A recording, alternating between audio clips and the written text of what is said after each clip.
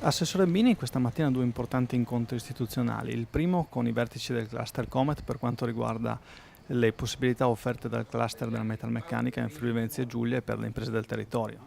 Stamattina ho avuto una conferma di quanto siano efficienti questi strumenti, cluster, quanto siano vicine alle esigenze delle imprese. Quello che mi ha fatto veramente piacere è sentire da parte del direttore, da parte del presidente del cluster, tre parole: ascolto, partecipazione e progettualità.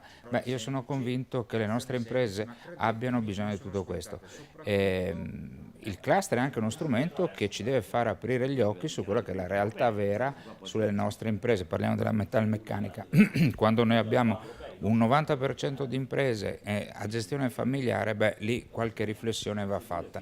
Ma vedo, insomma, il cluster è uno strumento guidato da persone capaci che hanno le idee molto chiare, soprattutto su come aiutare i nostri imprenditori a crescere.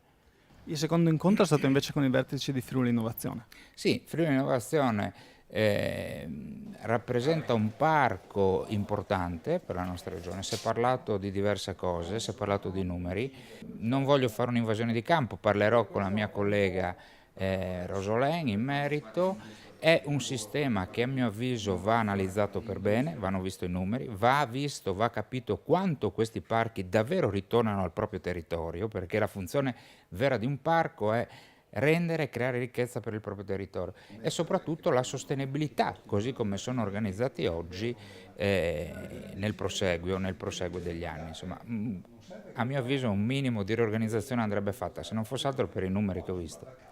Si conferma quindi l'importanza di una collaborazione strategica con l'assessorato della Rosolén. Ma guardi, per me è fondamentale. Io ho sempre detto, bisogna anche l'amministrazione pubblica deve ammodernarsi come si ammodernano le imprese. Oggi il mercato cosa chiede? Efficienza, flessibilità e velocità.